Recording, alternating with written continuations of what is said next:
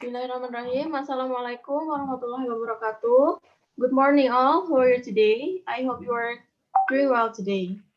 We are from Group H and we will present about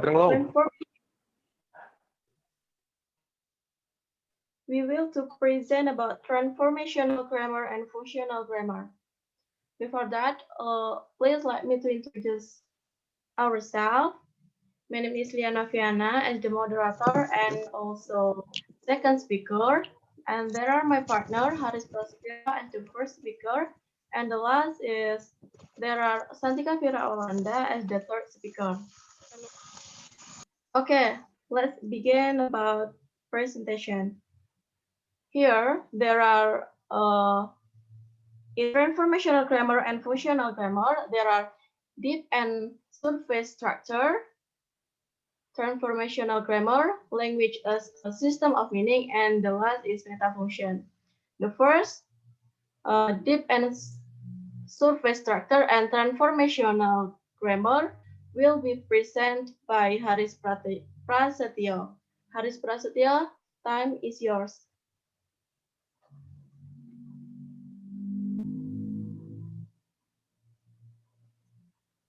Haris. Izin mengenalkan diri, nama saya Haris Prasetyo. Di sini saya akan menjelaskan materi deep and surface structure.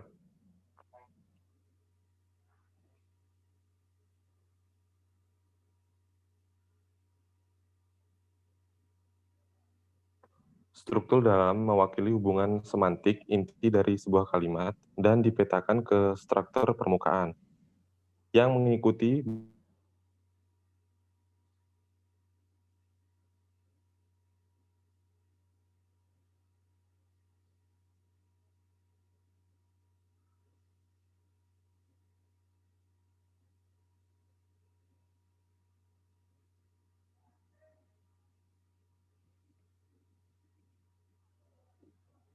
Assalamualaikum warahmatullahi wabarakatuh. Izin memperkenalkan diri, nama saya Haris Prasetyo. Baik, di sini saya akan menjelaskan materi deep and surface structure. Struktur dalam mewakili hubungan semantik inti dari sebuah kalimat dan dipetakan ke struktur permukaan yang mengikuti bentuk fonologis kalimat dengan sangat dekat melalui transformasi. Konsep transformasi telah diajukan sebelum pengembangan struktur dalam untuk meningkatkan kekuatan matematika dan deskriptif dari tata bahasa bebas konteks. Struktur dalam dikembangkan sebagian besar untuk alasan teknis yang berkaitan dengan teori semantik awal.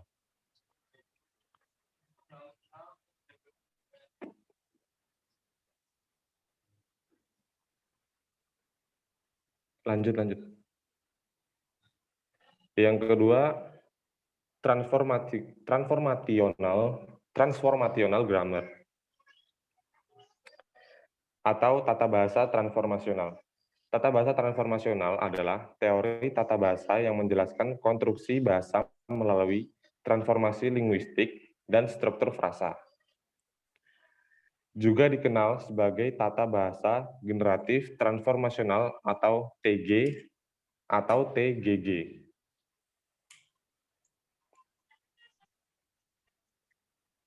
Baik, materi selanjutnya akan dijelaskan oleh Lia Noviana.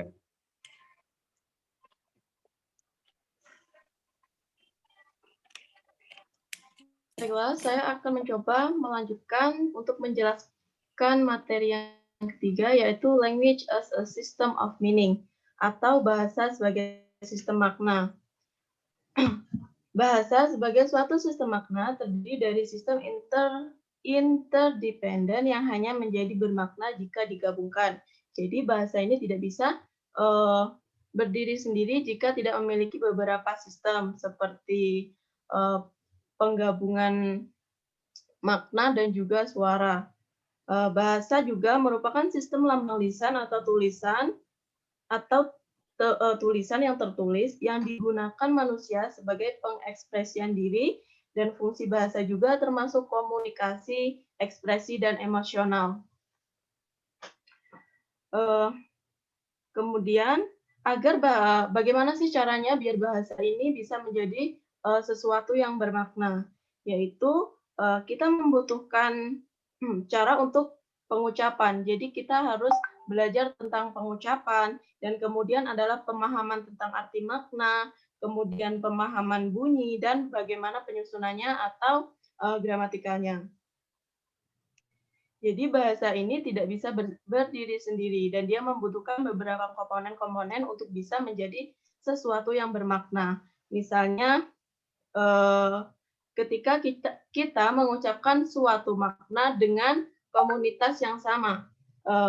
Seperti halnya saya ingin makan. Nah, di situ karena kita sudah tahu gramatikalnya, kita tahu arti dari katanya, maka bahasa itu sudah bisa disebut sebagai makna, sudah bisa disebut memiliki makna. Berbeda lagi dengan kita berbicara dengan lain komunitas, misalnya kita berbicara dengan native speaker bahasa Inggris, tetapi kita belum mengetahui, kita belum paham atau mengetahui tentang bahasa Inggris. Misalnya ada native speaker yang bertanya, misalnya ada native speaker yang berkata, I'm hungry, I want to eat. Nah, tetapi kita sebagai lawan bicaranya kita belum paham dengan apa yang dikatakan. Kita tidak tahu arti dari katanya, kita juga tidak masih asing dengan bunyinya, kita juga belum seberapa familiar dengan grammar yang dia gunakan, maka bahasa yang dia gunakan itu belum bisa disebut sebagai system of meaning atau sebagai sistem makna gitu. Dan kemudian di sini juga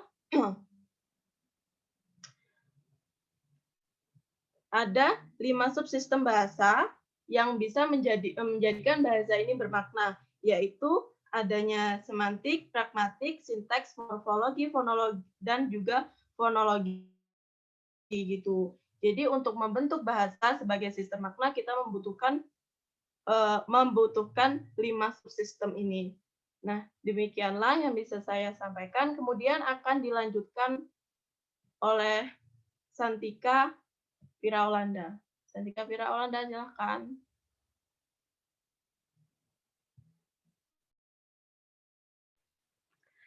Baiklah, di sini saya akan menjelaskan tentang subsystem of language dan metafungsi ideasional. Fungsi metafungsi ideasional adalah fungsi untuk menafsirkan pengalaman manusia. Ini adalah cara kita memahami realitas. Halliday membagi ideasional menjadi metafungsi logis dan pengalaman. Metafungsi logis mengacu pada sumber daya tata bahasa untuk membangun unit tata bahasa menjadi kompleks.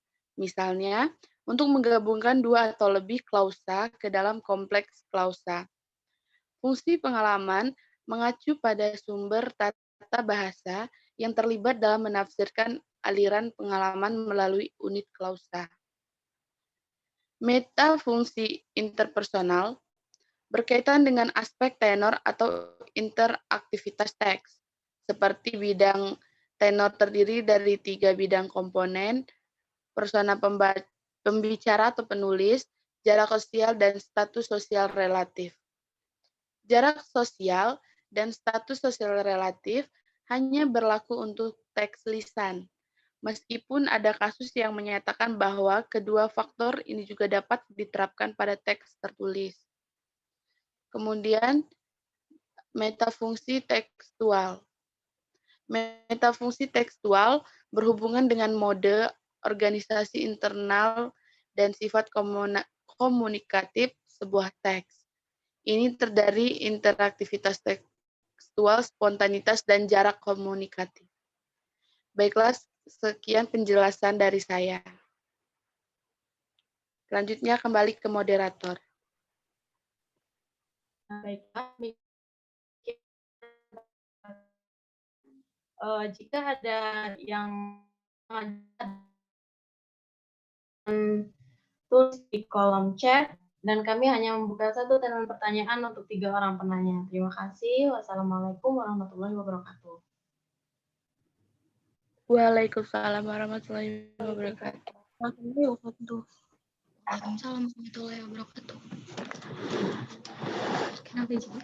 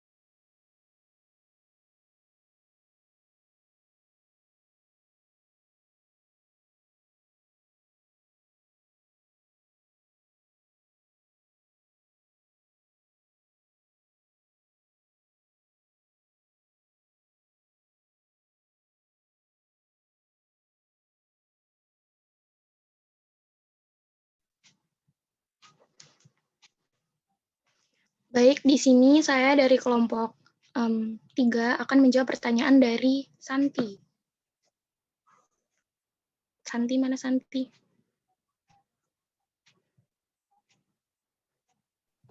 Iya, Fafa. Pertanyaannya tadi kan apa perbedaan dari language, lang, sama parole. Nah, language itu kan adalah sebuah sistem lambang bunyi yang digunakan untuk berkomunikasi dan berinteraksi secara verbal di antar sesama pemakai bahasa. Contohnya itu kalau dalam kalimat bahasa Indonesia seperti manusia mempunyai bahasa, binatang tidak. Jadi penggunaan istilah bahasa dalam kalimat tersebut sebagai padanan kata language, tidak mengacu pada salah satu bahasa tertentu, melainkan mengacu pada bahasa umumnya sebagai sarana komunikasi manusia. Yang kedua itu language. Language itu adalah sebuah sistem lambang bunyi yang digunakan oleh sekelompok anggota masyarakat tertentu untuk berkomunikasi dan berinteraksi dengan sesamanya. Contoh kalimatnya itu seperti Joni belajar bahasa Arab, sementara Taufik belajar bahasa Sunda. Nah, sebagaimana language juga mempunyai pola, keteraturan, atau kaidah-kaidah yang dimiliki manusia. Akan tetapi kaidah-kaidah itu bersifat abstrak alias tidak nyata-nyata digunakan. Nah, sedangkan untuk parole itu bersifat konkret karena parole itu merupakan pelaksanaan dari language dalam bentuk ujaran atau tuturan yang dilakukan oleh anggota masyarakat di dalam berinteraksi atau berkomunikasi dengan sesamanya. Contohnya seperti kalau Kiai Abdul Wafi pidato, bahasanya penuh dengan kata demikian. Jadi, parole itu bersifat nyata dan dapat diamati secara empiris. Itu saja yang dapat saya jelaskan. Fani, gimana penjelasannya? Terima kasih. Wassalamualaikum warahmatullahi wabarakatuh. Santi, Fafa, kok Fani sih? Fafa. Yang jawab Fafa, yang nanya Santi.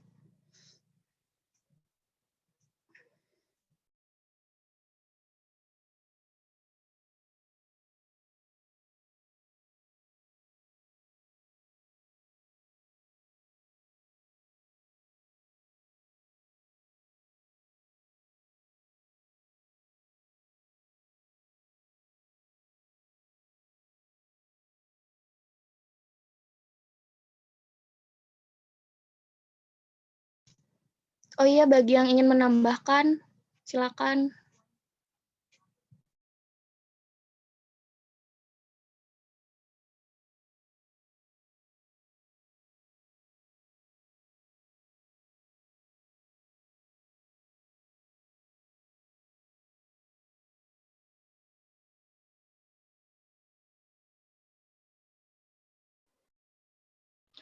Baik, jika tidak ada yang ingin menambahkan, saya akan menjawab pertanyaan dari Rolita, yaitu apakah paradigmatik merupakan kalimat peranggapan, dan berikan contoh paradigmatik.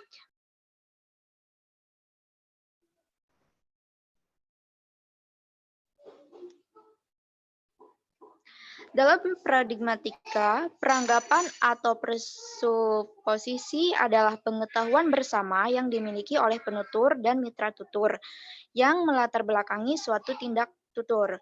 Kesamaan peranggapan akan memperlancar komunikasi, sedangkan perbedaan peranggapan akan menghambat komunikasi. Jadi peranggapan ini masuk ke dalam paradigmatik karena jika terjadi kesamaan peranggapan, maka akan memperlancar komunikasi. Apabila peranggapan itu berbeda, maka komunikasi pun akan terhambat.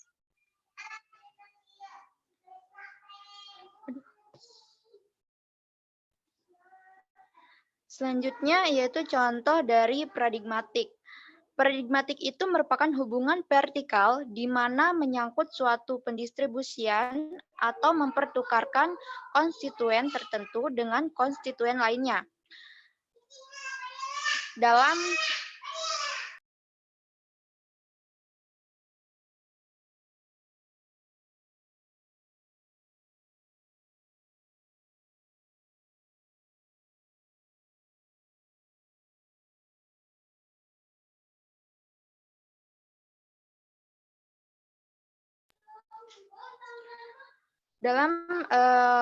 konstituen-konstituen yang dapat dipertukarkan dalam suatu unit bahasa. Contohnya ada suatu kalimat yaitu Andi membeli baju, kemudian ibu memasak sayur, dan ayah memperbaiki mobil. Nah, setiap kalimat tersebut memiliki konstituennya. Konstituennya yaitu Andi, ibu, dan ayah. Nah, pada konstituen ini mereka dapat saling ditukarkan.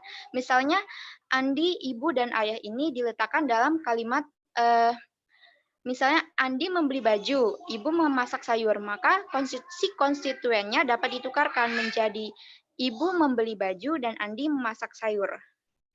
Bagaimana, Rolita?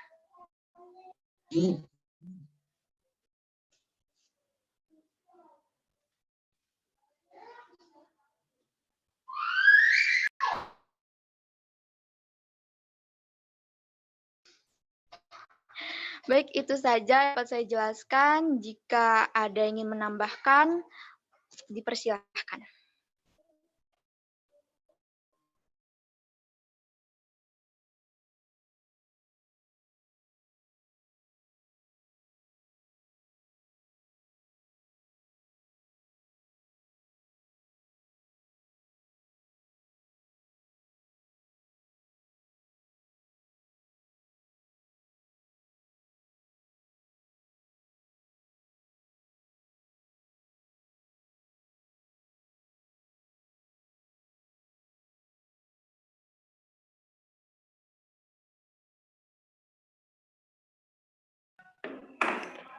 Oke, Assalamualaikum warahmatullahi wabarakatuh.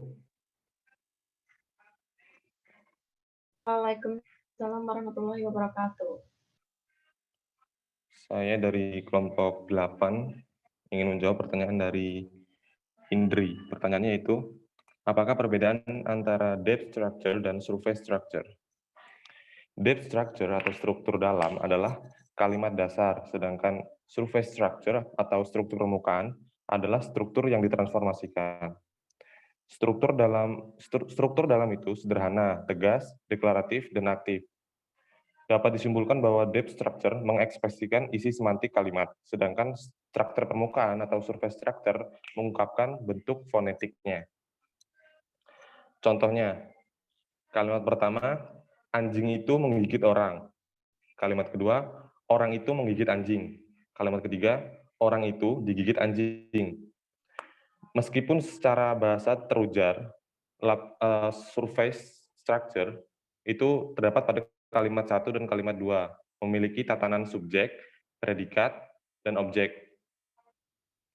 Sedangkan untuk contoh kalimat depth structure itu ada di kalimat 1 dan 3. Jika kurang jelas, nanti saya kirimkan penjelasannya di kolom chat ya.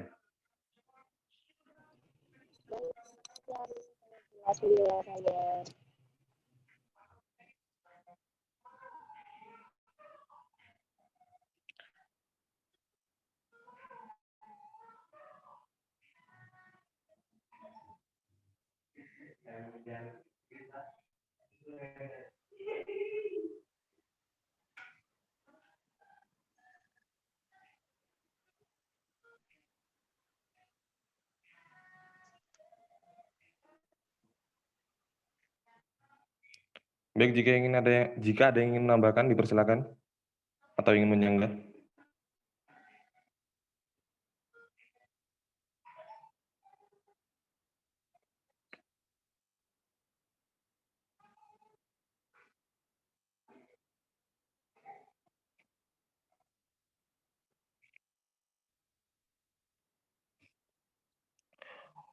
Oke, jika tidak ada, sekian jawaban dari kelompok kami.